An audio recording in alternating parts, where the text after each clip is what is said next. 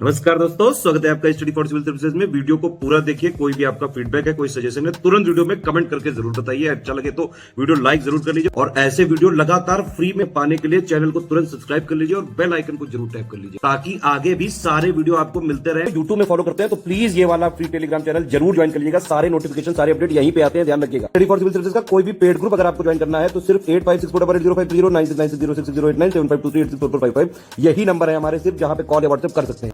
Instagram पे हमारा page जरूर फॉलो कर लीजिएगा, स्टडी फॉर सिविल .सर्विसेज है। ट्विटर पे हमको जरूर फॉलो कर लीजिएगा, @study for civils है। सारे क्वेश्चन अटेम्प्ट करिए और स्कोर अपना तुरंत कमेंट करके बताइए। क्वेश्चन जो है जिसमें बात करी गई है लॉजिस्टिक रिपोर्ट 2021 के बारे में। यहां पर स्टेटमेंट दे रखे हैं। पहला स्टेटमेंट है कि राज्यों को 3 अलग अलग श्रेणियों में रैंकिंग दी गई है। एकदम सही स्टेटमेंट है ये। दूसरा स्टेटमेंट है, अगर हम बात करें राज्य श्रेणी की तो उसमें गुजरात को नंबर 1 पर रखा गया है। वहीं जम्मू कश्मीर जो है इसने पूर्वोत्तर राज्यों और हिमालयी केंद्र शासित प्रदेश में शीर्ष स्थान ग्रहण करा है, तो यह भी यहां पर सही है। जबकि तीसरा जो इसके अंदर स्टेटमेंट दिया है कि पहली लॉजिस्टिक रिपोर्ट 2017 में जारी की गई थी, ये यहां पर इनकरेक्ट है। तो इस तरीके से हमें यहां पर जो करेक्ट स्टेटमेंट था वो चूज करना था। तो पहला और दूसरा स्टेटमेंट करेक्ट है, जबकि तीसरा स्टेटमेंट 2017 ना होकर 2018 है। तो हमारा जो आंसर रहेगा वो केवल 1 और 2 जो है वो यहां पर सही रहेगा। ठीक है, आगे हम बात करें इस रिपोर्ट की। एक इंपॉर्टेंट पॉइंट और है जो आपको याद रखना चाहिए कि अगर हम केंद्र शासित प्रदेशों की बात करें या फिर यूनियन टेरिटरीज की हम बात करते हैं तो उसमें दिल्ली जो है वो टॉप पर रहा है। ठीक है, तो इस तरीके से आपको गुजरात याद रखना है, जम्मू कश्मीर याद रखना है और दिल्ली के बारे में याद रखना है। इसके बाद अब चलते हैं अगले क्वेश्चन पे। अगला क्वेश्चन यहां पर है, भारतीय रेलवे के पहले पॉड होटल, इसका उद्घाटन किस रेलवे स्टेशन पर किया गया? मुंबई सेंट्रल, नई दिल्ली, जयपुर या फिर अहमदाबाद? Very important question. तो सही आंसर क्या आएगा आपका? मुंबई सेंट्रल। मुंबई सेंट्रल में जो आपका भारतीय रेलवे है इसका पहला पॉड होटल, इसका उद्घाटन किया गया। इसके बाद अगले क्वेश्चन की बात करते हैं। इस क्वेश्चन में बात करी गई है नवीन चुनाव कानून संशोधन विधेयक 2021 के संबंध में। स्टेटमेंट है, पहला स्टेटमेंट है कि मतदाता सूची के डेटा को आधार से जोड़ने के लिए आधार नंबर की मांग की जा सकती है। यह स्टेटमेंट करेक्ट है एंड आई होप कि आपने न्यूज चैनल्स पर इतना सुना होगा इसको कि यह तो आपको एटलीस्ट पता ही होगा कि जो आपका मतदाता सूची है उसके डेटा को आधार से लिंक करा जाएगा। दूसरा यहां पर स्टेटमेंट है कि पहले मतदाता सूची में नामांकन के लिए अहरक तिथि यानी कि जो आपका डेट होती थी, क्वालिफाइंग डेट, वो होती थी 1 जनवरी सिर्फ। लेकिन अब जो है ये 4 योग्यता तिथियां इसके अंदर मेंशन करी गई हैं जो कि आपका 1 जनवरी, 1 अप्रैल, 1 जुलाई और 1 अक्टूबर है। तो ये स्टेटमेंट भी यहां पर करेक्ट है। So both the statement here are correct. तो दोनों जो है वो हमारा यहां पर सही आंसर आएगा। इसके बाद नेक्स्ट दोस्तों इस वाले क्वेश्चन पे चले, इससे पहले आप लोगों से मेरा एक सजेशन भी है और एक रिक्वेस्ट भी है कि अगर आपने अभी तक हमारे चैनल को सब्सक्राइब नहीं किया है तो सबसे पहले ऑनलाइन एग्जाम प्रिपरेशन को सब्सक्राइब करिए और जो हमारा पेरेंट चैनल है स्टडी फॉर सिविल सर्विसेज, तुरंत इसको ज्वाइन करिए। रीजन बीइंग कि यहां पर टेस्ट कर पाएंगे कि आप कहां पर हैं, कितनी आपकी तैयारी बेटर चल रही है, क्योंकि 2022 का जो आपका पीसीएस है जून में होने वाला है, बहुत ज्यादा टाइम बचा नहीं है। ठीक है, तो ज्यादा से ज्यादा यहां पर क्वेश्चंस को लगाइए, स्टडी फॉर सिविल सर्विसेज को ज्वाइन करिए और वहां पर आप कंप्लीट तैयारी कर सकते हैं वीडियो सीरीज के माध्यम से। और अगर आप वाकई सीरियस हैं, ठीक है, पीसीएस 2022 के लिए, तो मैं आपको सजेस्ट करूंगा आप तुरंत जो है पेड कोर्स जो हमारा है स्टडी फॉर सिविल सर्विसेज का, उसको तुरंत खरीदिए। रीजन बीइंग कि जब आपके पास हार्ड कॉपी भी होती है और आप वीडियो के थ्रू पढ़ते हैं, वो बहुत ज्यादा इफेक्टिव होता है। मतलब आपके माइंड में चीजें एकदम सेट हो जाएंगी और फिर जो एग्जाम के टाइम पर जो कंफ्यूजन होता है कि कौन सा ऑप्शन सही होगा, वो सारे कंफ्यूजन आपके खत्म होंगे और जो आपकी सक्सेस है वो सुनिश्चित हो पाएगी। तो इसके लिए आपको सिर्फ इतना सा करना है, जो पेड कोर्स है उसको खरीदने के लिए नीचे ये जो नंबर दिए हुए हैं, इन नंबर्स पर आप तुरंत कॉल करिए और अपना जो कोर्स है उसको तुरंत परचेस करिए। अब यहां पर हम चलते हैं इस वाले क्वेश्चन पे। देखिए, क्वेश्चन जरूर लगाते रहिएगा। At the end of the video comment section में बताइए कितने क्वेश्चंस आपको आते थे। तो यहां पर हम बात करें तो बात यह करी गई है कि हाल ही में मुख्य न्यायाधीश की अध्यक्षता वाली एक पीठ ने आईपीसी की धारा डैश के तहत माना कि यदि ससुराल में पत्नी की मृत्यु से पहले उसे मानसिक या शारीरिक रूप से प्रताड़ित किया जाता है तो उसे दहेज हत्या माना जा सकता है। यह धारा कौन सी है आईपीसी की? 194 है, 304 बी है, 307 बी है या फिर 309 बी है? तो सही आंसर क्या होगा आपका? 304 बी। 304 बी यहां पर करेक्ट आंसर होगा, याद रखिएगा, बहुत इंपॉर्टेंट है ये और हाल में बहुत चर्चा में रही है। इसके बाद आगे चलते हैं। अगला क्वेश्चन जो यहां पर है कि निम्न कथनों पर आपको विचार करना है और सत्य कथन कौन सा है, जो ट्रू स्टेटमेंट है वो आपको चूज करना है। जो पहला स्टेटमेंट है जिसमें बात करी गई कि हाल ही में फ्रांस में अमूर्त सांस्कृतिक विरासत की सुरक्षा के लिए अंतर सरकारी समिति की 16वें सत्र की बैठक हुई। यह स्टेटमेंट एकदम करेक्ट है, इसको एज इट इज याद रखिएगा, बहुत इंफॉर्मेटिव है। दूसरा है कोलकाता की दुर्गा पूजा को मानवता की अमूर्त सांस्कृतिक विरासत की सूची में शामिल किया गया है, दिस इज ऑल्सो करेक्ट।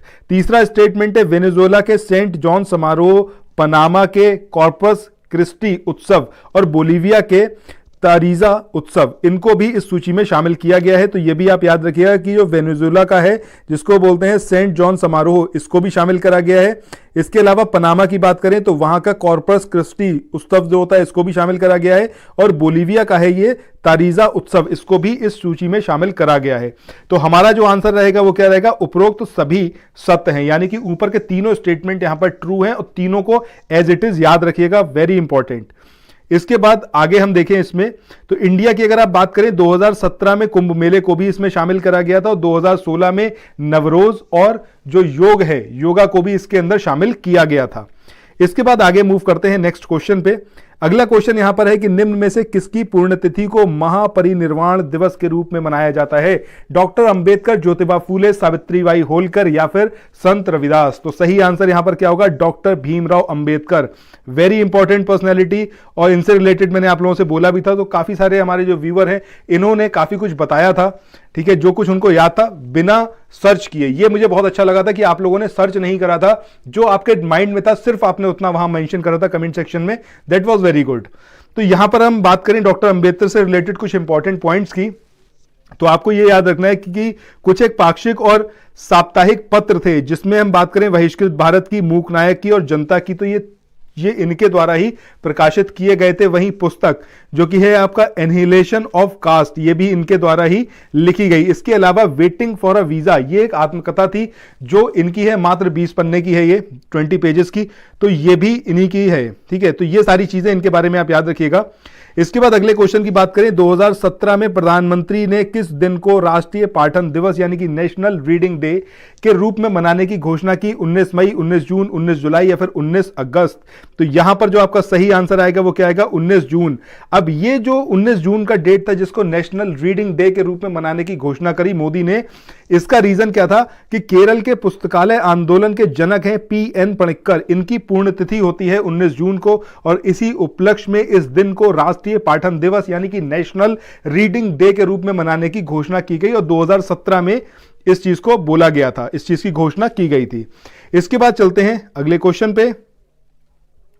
अगला क्वेश्चन यहां पर है कि निम्न में से कहां विश्व स्वर्ण परिषद यानी कि वर्ल्ड गोल्ड काउंसिल ये सिचुएटेड है, इसका हेडक्वार्टर सिचुएटेड है, तो ये भारत है, यूएस है, यूके है या फिर इंग्लैंड वो स्विट्जरलैंड। तो सही आंसर क्या आएगा आपका, यूके। अब यूके में कहां, वो लंदन में।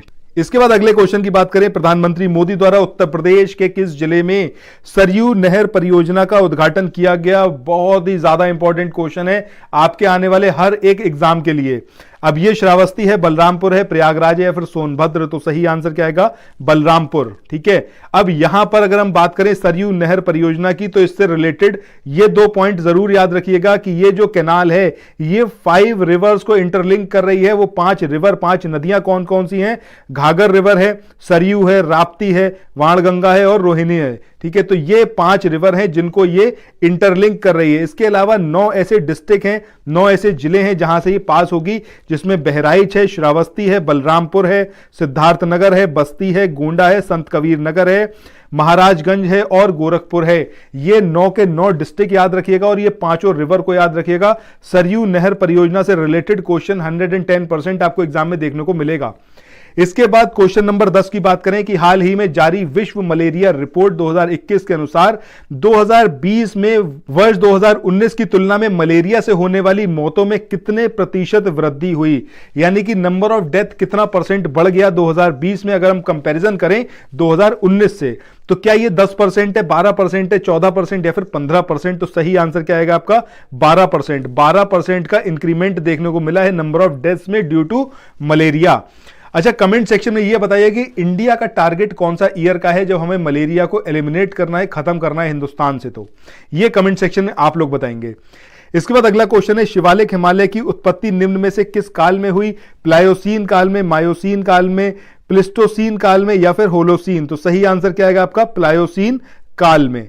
इसके बाद आगे चलते हैं नेक्स्ट क्वेश्चन पे। अगला क्वेश्चन है आपका इग्नियस जो रॉक्स होती हैं या फिर अग्नेय शेल हैं, इनसे संबंधित यहां पर स्टेटमेंट दे रखे हैं। कौन सा है जो स्टेटमेंट करेक्ट है? पहला स्टेटमेंट यहां पर है कि ये कठोर, रवेदार और परतहीन होती हैं। दूसरा कथन है पृथ्वी के ऊपर निर्मित इन शैलों के कण छोटे, जबकि पृथ्वी के अंदर अगर हम बात करेंगे तो इनके जो कण होते हैं वो मोटे और बड़े रवे होते हैं। तीसरा स्टेटमेंट है जीवाश्म इसके अंदर नहीं पाए जाते हैं। और चौथा है कि भैया ये सभी जो स्टेटमेंट दे रखे हैं ऊपर के तीन, ये तीनों के तीनों सही हैं। तो यहां पर पहला स्टेटमेंट हमारा एकदम करेक्ट एंड आई होप कि आप लोगों को शायद इसके बारे में आइडिया हो। दूसरा स्टेटमेंट भी सही है और तीसरा स्टेटमेंट भी सही है। तो इस तरीके से आंसर क्या होगा आपका? Fourth one will be the answer. इसके बाद आगे चलें नेक्स्ट क्वेश्चन पे।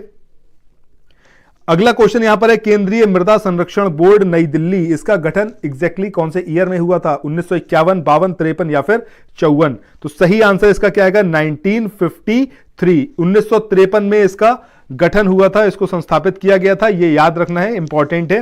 नेक्स्ट क्वेश्चन की बात करें कि निम्न में से कौन सा राज्य पाकिस्तान के साथ सीमा साझा नहीं करता है? क्या ये जम्मू कश्मीर है, हिमाचल प्रदेश है, राजस्थान है या फिर ये गुजरात है? तो ऑब्वियस सी बात है भैया, हिमाचल प्रदेश है जिसकी बॉर्डर जो है वो शेयर नहीं होते पाकिस्तान के साथ में। बाकी जम्मू कश्मीर, पंजाब, राजस्थान और गुजरात, इन चार के बॉर्डर शेयर होते हैं। अच्छा, कमेंट सेक्शन में ये बताइएगा कि बांग्लादेश के साथ में कौन कौन से हमारे स्टेट हैं जिनके बॉर्डर शेयर होते हैं। नंबर ऑफ स्टेट भी बताइएगा और उनके नाम भी बताइएगा किस किस के बॉर्डर शेयर होते हैं। इसके बाद अगले क्वेश्चन की बात करें, यहां पर बात हो रही है निम्न में से कौन सुमेलित है? तो काराकोरम दर्रे की बात करें तो ये सिक्किम यहां पर दिया हुआ है। दूसरा है चांगला दर्रा, ये अरुणाचल प्रदेश दिया है।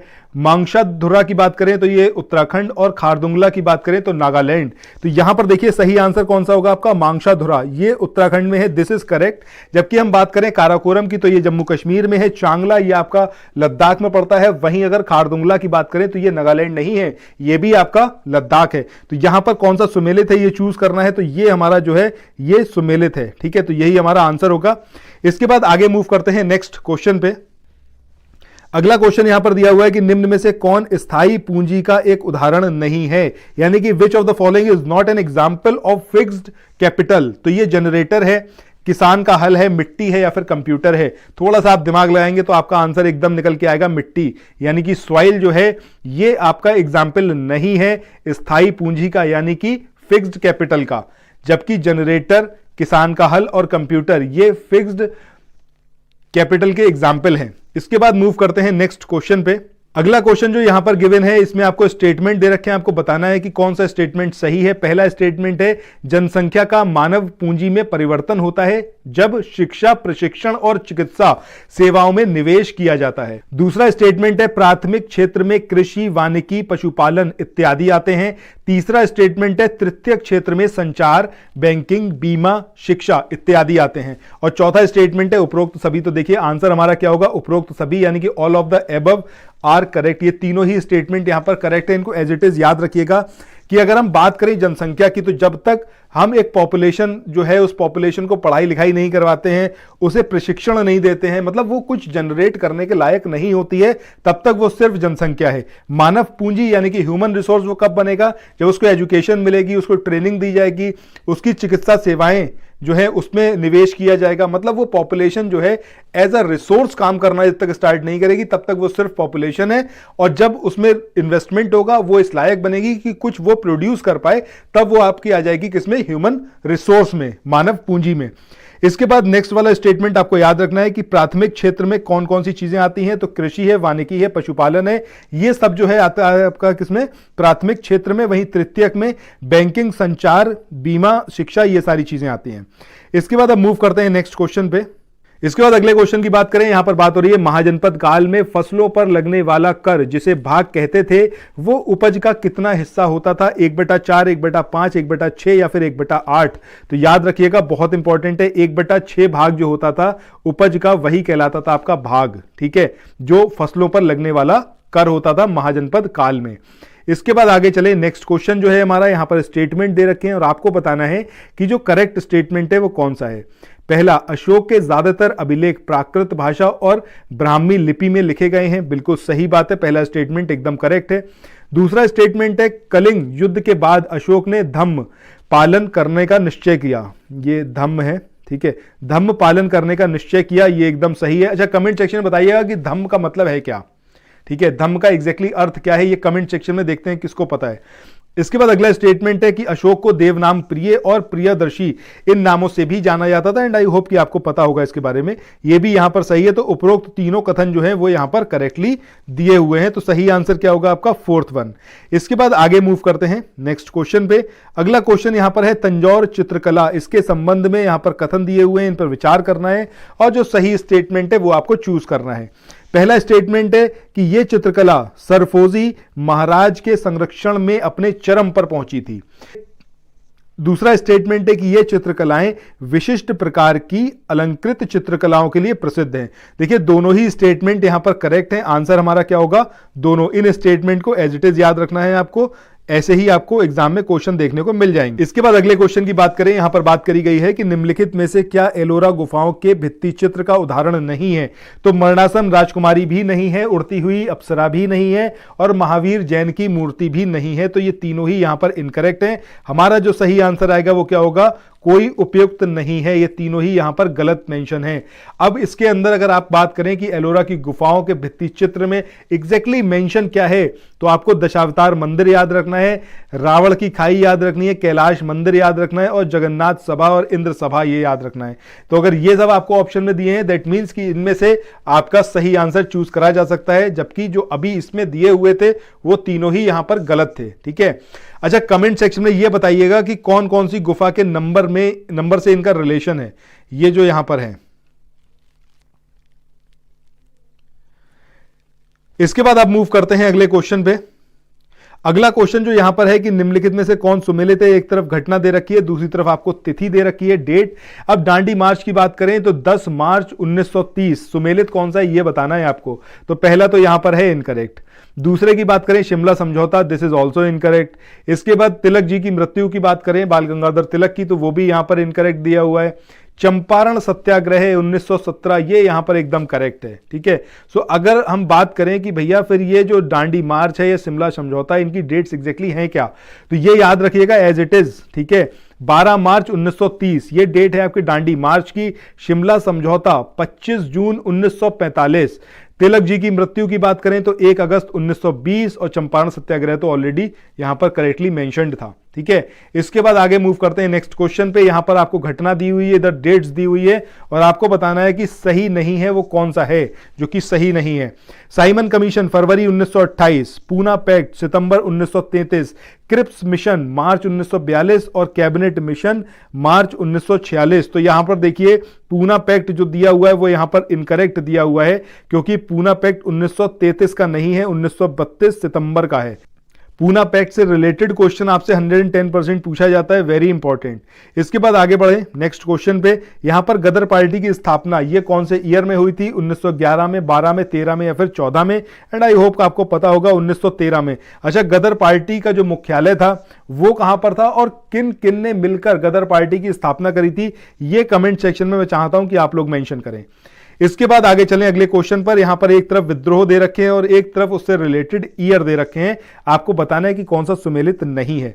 अहोम की बात करें 1928, खासी की बात करें 1929 से 1933 तक, कोल की बात करें 1930-31 और वहीं संथाल की बात करें 1955-56। तो सही आंसर यहां पर क्या होगा आपका, कोल विद्रोह, क्योंकि ये आपका 1831 से 32 का है, ना कि 1830 से 31 का। तो यही हमारा सही आंसर रहेगा जो कि सुमेलित नहीं था। बाकी यहां पर सारे सुमेलित हैं, तो इनको एज इट इज याद रखिएगा, अहोम को भी, खासी को भी और संथाल को भी। इसके बाद आगे मूव करते हैं नेक्स्ट क्वेश्चन पे।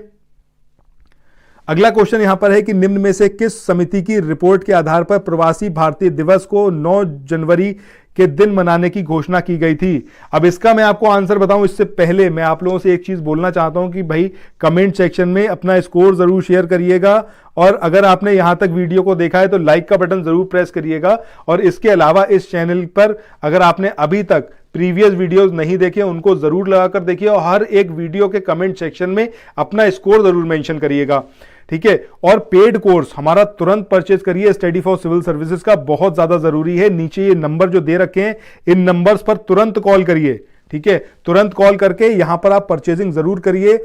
पीसीएस के लिए अगर आप सीरियस हैं और इस क्विज सीरीज को यहां तक आपने देखा है, दैट मींस कि आप डेस्परेट हैं पीसीएस बनने के लिए, और अगर वाकई ये चीज है तो आपको थोड़ा सा इन्वेस्टमेंट करने की जरूरत है ताकि आपके जो सपने हैं वो हकीकत में कन्वर्ट हो पाए। तो इन नंबर्स पर कॉल करके तुरंत जो पेड कोर्स है उसको परचेस करिए ताकि जो आपके सपने हैं वो हकीकत में कन्वर्ट हो पाए। तो आइए अब जो है इस क्वेश्चन के बारे में बात करते हैं। तो यहां पर हम बात करें कि 9 जनवरी को जो प्रवासी भारतीय दिवस मनाया जाता है, तो इसको मनाने की जो घोषणा की गई थी, कौन सी समिति की रिपोर्ट के आधार पर इस दिन को चूज करा गया? तो ये राजीव चेल्ला समिति है, खुसरो समिति है, लक्ष्मीमल सिंघवी समिति है, या फिर अरुण गोयल समिति? तो सही आंसर क्या आएगा आपका? लक्ष्मीमल सिंघवी समिति, यानी कि LS। सो इसके बाद अब जो है मूव करते हैं नेक्स्ट क्वेश्चन पे। अगला क्वेश्चन है क्वेश्चन नंबर 27, जिसमें बात करी गई है निम्न में से कौन सा सामुदायिक विकास का इसके बाद आगे मूव करें। अगला क्वेश्चन यहां पर है निम्न में से कौन सा सामुदायिक विकास का पहला स्थापित कार्यक्रम है? राष्ट्रीय प्रसार सेवा, समन्वित ग्रामीण विकास कार्यक्रम, सहकारिता आंदोलन, या फिर सामान्य सहायता अनुदान कार्यक्रम? तो इसका जो सही आंसर आएगा वो क्या आएगा आपका? राष्ट्रीय प्रसार सेवा। ठीक है, ये पहला सामुदायिक विकास का पहला ये कार्यक्रम था, इसको बोलते हैं राष्ट्रीय प्रसार कार्यक्रम। और आगे जाके इसी की जांच पड़ताल करने के लिए, मतलब कितना ये बेनिफिशियल हुआ कि नहीं हुआ, तो बलवंत राय मेहता समिति को भी आपको याद रखना है। उसका ईयर कौन सा था वो कमेंट सेक्शन में आप बताइएगा कि कौन से साल का है वो। इसके बाद अगले क्वेश्चन की बात करें, यहां पर है निम्न में से किसने प्रस्तावना को हमारे संप्रभु प्रजातांत्रिक गणतंत्र की जन्म कुंडली कहा था? यह डॉक्टर अंबेडकर ने बोला था, KM मुंशी ने, या फिर सरदार पटेल या सीतारमैया? तो सही आंसर क्या आएगा आपका? KM मुंशी। संप्रभु प्रजातांत्रिक गणतंत्र की जन्म कुंडली, ये किसने बोला? KM मुंशी ने। याद रखिएगा, ये नाम बहुत ही इंपॉर्टेंट है। इसके बाद नेक्स्ट क्वेश्चन पे चलें। अगला क्वेश्चन है 29 नंबर का, निम्न में से किस संविधान संशोधन से दिल्ली और पुडुचेरी को राष्ट्रपति के चुनाव में भाग लेने का अधिकार मिला? ये 69th कॉन्स्टिट्यूशनल अमेंडमेंट था, 70th था, 71st था, या फिर 72nd? तो सही आंसर क्या आएगा? 70वां संविधान संशोधन, जिसके बाद दिल्ली और पुडुचेरी को भी राष्ट्रपति के चुनाव में भाग लेने का अधिकार दिया गया।